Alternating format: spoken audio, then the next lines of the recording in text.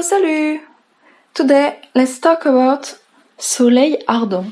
I recommend you to put the English subtitles to understand me because I will explain in French. Enjoy the video!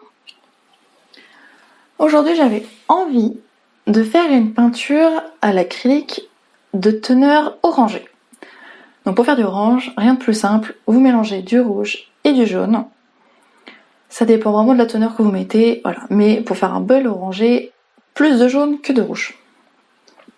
Ici, j'ai utilisé une broche plate, plutôt petite. Et j'ai commencé à peindre toujours dans le même sens, donc ici plutôt en diagonale de la feuille. C'est une feuille de format A3, pardon. Et donc là, j'ai décidé de peindre, voilà, donc d'un angle à un autre angle. Ici, l'utilisation de la broche, je voyais avec la matière à faire du plein et du vide, de créer vraiment une sorte d'empreinte avec le pinceau, de voir où est-ce que cela allait me mener. Donc finalement ici, je travaille vraiment plus la base de l'œuvre. Voilà. Je voulais vraiment quelque chose de très orangé, donc je n'hésite pas à appliquer beaucoup d'orange sur la page et de voir ce que ça donne. Là, je me dis, bon, on est bon sur l'orange, mettons un petit peu de lumière là-dedans. Donc ici, je me dis, pourquoi pas tester un peu plus de jaune, toujours dans l'application dans le même sens. On n'hésite pas. Le plus important pour moi, c'est vraiment que ça soit toujours cohérent dans l'application. Là, vous voyez, c'est beaucoup plus rouge. Voilà, donc j'essaie vraiment de jouer sur les couleurs, que ça soit vraiment orange, mais qu'on ait des endroits dans la page beaucoup plus jaune, beaucoup plus rouge. Voilà, que ça soit pas ennuyant finalement. Voilà, qu'on soit content du résultat, qu'on soit surpris dans la feuille.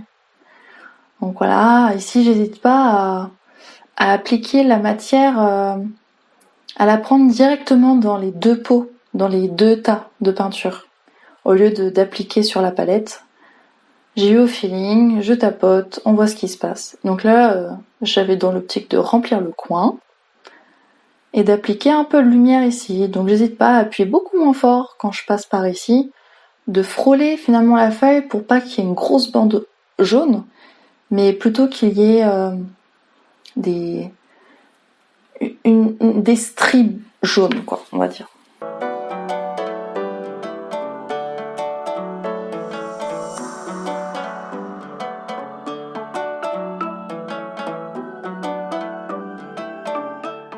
Et là, ça y est, j'ai commencé à partir en live. Le pinceau, c'est trop pour moi. Je préfère utiliser la main. Et donc là, j'ai décidé de partir sur le test de la paume de main. Donc j'applique généreusement la peinture dans ma paume. Et on y va, on fait de la texture On n'hésite pas, voilà, j'hésite pas à bien appuyer, à faire vraiment de la texture, du volume. Parce que plus vous mettrez de matière, plus ça fera des formes en plus. Vous voyez, là, on remarque les petites pointes de jaune. Et voilà, c'était vraiment dans l'optique de faire de l'empreinte. Vous pouvez voir ici, quelque chose d'assez texturé, très léger, hein. Mais ça suffit à remonter du volume. Puisque une palette ça suffit pas, la main devient une deuxième palette. Et ici, j'ai donc appliqué la peinture au centre. Et pour vraiment plus la répartir dans ma paume, vous avez vu, je l'ai écrasée. Voilà, je l'écrase, j'ajoute un peu de jaune pour que ça fasse quand même du orange. Et on y va. Et puis ici, j'estompe au doigt. Voilà, c'est vraiment dans l'optique de flouter tout ça, qu'il n'y ait pas trop de démarcation et que ça reste assez transparent et cohérent. Et évidemment, le surplus de matière, on y va. Je l'applique sur le bord. Et là, vous pouvez voir que ça rend quelque chose d'assez flou, finalement. D'assez léger. Il y a des empreintes. Voilà. La matière, elle se dépose très bien. Donc là, sans faire exprès, j'ai un peu arraché la matière. Ça, c'est pas grave, hein, c'est normal. Moi, ça m'a pas dérangé. Donc je reprends un peu de peinture et je viens combler le trou. Faut pas que ça se voit, finalement. Mais au moins, je sais que je retoucherai pas ici parce que ça devient fragile.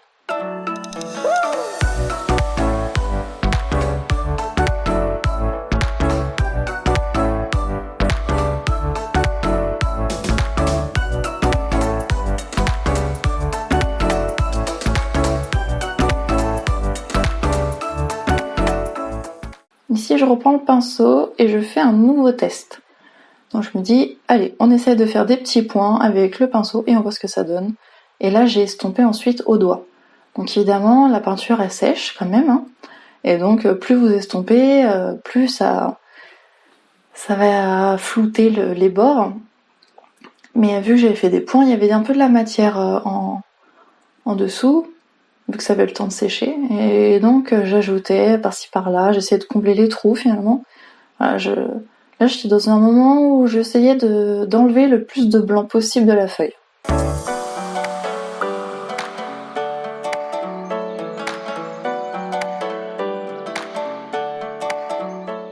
Là, je recommence à faire des sortes d'empreintes. Donc ici, plus avec du jaune, ça manque un peu de lumière dans ce coin-là.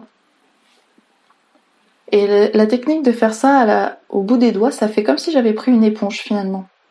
C'est très délicat dans l'application. Donc là, voilà, on comble les trous. On y va généreusement. J'avais envie de jaune, c'était un peu trop orangé, un peu trop rouge. Là, je voulais vraiment du peps. Donc on est parti, on applique encore au doigt, on y va jusqu'au bord, vraiment pour pas qu'il y ait des petites traces blanches. On tapote. Et là, je me suis dit, pourquoi pas tester comme si j'utilisais un couteau.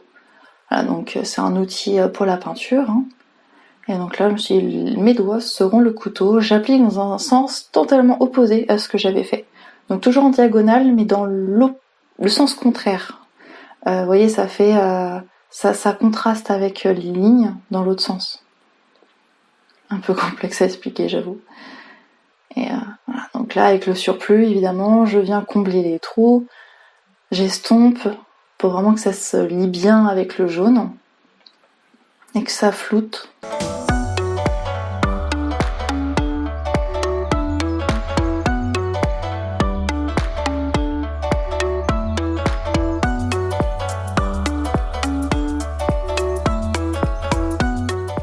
Faut pas hésiter à vraiment tourner la page tout le temps.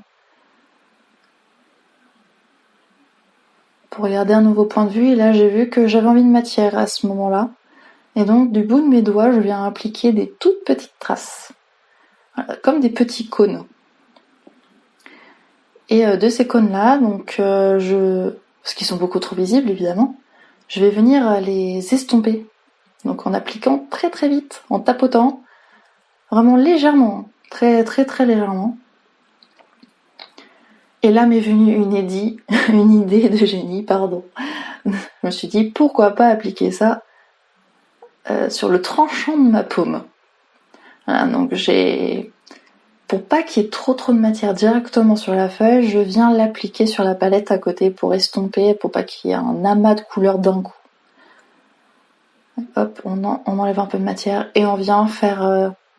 là, je voulais plus une forme assez circulaire, qui qui contraste avec le reste. Et on vient estomper, on est parti, parce que ça se voyait beaucoup là quand même. Donc là, j'estompe en appuyant légèrement. Après oui, on dirait que je coupe des légumes.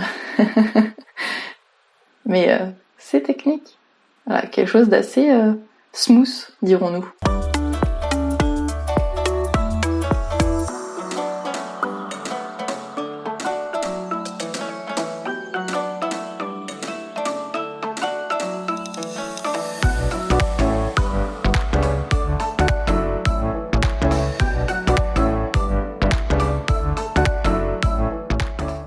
Lorsque vous faites un mélange de couleurs pour obtenir une ouelle, sachez qu'il y a toujours des couleurs qui prennent le pas sur les autres. Là par exemple, si vous mettez trop de rouge, même à teneur égale, le rouge va prendre le pas. Donc là, pour obtenir un orangé sanguin, évidemment vous mettez plus de rouge. Si vous voulez obtenir un orangé beaucoup plus clair, vous mettrez beaucoup plus de jaune. Et là, j'ai commencé à peindre avec ma main, directement, en appliquant la peinture depuis ma paume et en faisant de l'empreinte finalement. Et même à mettre les deux mains dans le plat.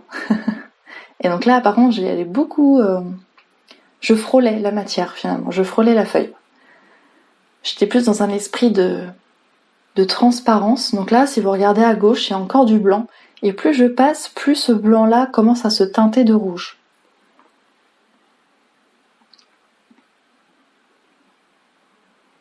Alors n'hésitez vraiment pas à regarder, tourner votre feuille, pour vraiment, même niveau pratique, que ça soit beaucoup plus simple à peindre.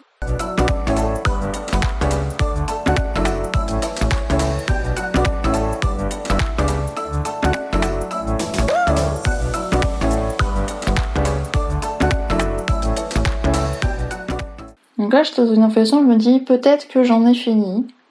Qu'est-ce que je pourrais ajouter de plus? Et j'ai testé d'ajouter des lignes verticales avec le pinceau, d'ensuite d'estomper au doigt. C'était une envie soudaine d'ajouter des lignes qui contrarient, qui contrastent avec le reste. Évidemment bien estompé parce que ça se voit beaucoup.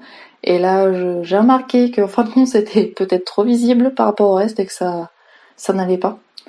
Donc avec le surplus de matière que j'avais sur le pinceau, je venais recouvrir ces traits-là pour récupérer la matière d'en dessous. Vous voyez, je force énormément, là, quand j'appuie, pour récupérer la couleur d'en dessous. Donc je réapplique de la peinture et je frotte très fort pour que la matière d'en dessous réapparaisse.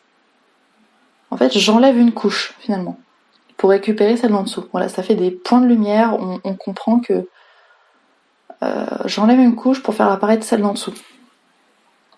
Dans ces moments-là, faut vraiment pas hésiter à appuyer.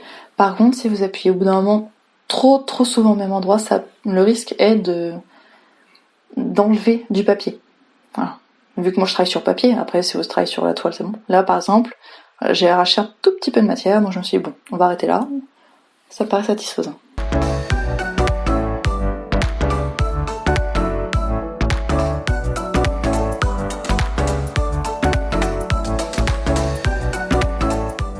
Alors, il faut toujours prendre le temps de prendre du recul sur ce qu'on fait. Voilà. Donc là, évidemment, c'est hors champ. Mais c'est très important de... Là, je le mettais vraiment face à moi pour voir ce que ça disait. Et pour prendre du recul là-dessus. Et là, je remarquais qu'il manquait énormément de lumière dans un endroit. Et que je voulais en ajouter. Ici, j'essaye quelque chose qui m'a vraiment plu. D'appliquer la matière avec les doigts. Mais vraiment avec les phalanges, finalement. De quelque chose de beaucoup plus rectiligne. Donc j'avais bien aimé, et puis j'ai recommencé parce qu'il y a le coin pour la vidéo là en bas à gauche, très orangé. Et donc là je l'applique, hop, on écarte les doigts et on est parti. Lorsque j'applique, on appuie très fort et ça permet de faire des traces assez sympathiques.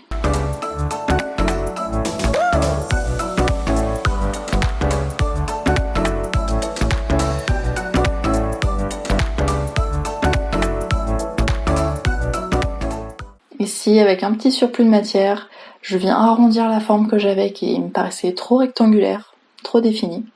Donc on ne perd pas de matière, je récupère celle de mon doigt. Et on est bon. Là, ça me paraissait vraiment plutôt cohérent. Et j'en ai défini que c'était bon, ça me suffisait, on était pas mal. Donc là, on voit vraiment bien qu'il y a plein de couleurs, c'est orange, c'est orangé, c'est plutôt rouge, un peu jaune. Donc là, j'ai fini, ça me paraît vraiment pas mal. Et en tout cas, moi j'aime bien savoir ce que vous en pensez. Qu'est-ce que vous voyez? Ça s'appelle Soleil ardent, mais qu'est-ce que vous voyez vraiment? N'hésitez pas à me le dire en commentaire et évidemment de vous abonner pour voir la prochaine vidéo mardi prochain. D'ici là, je vous dis à la semaine prochaine. See you next week!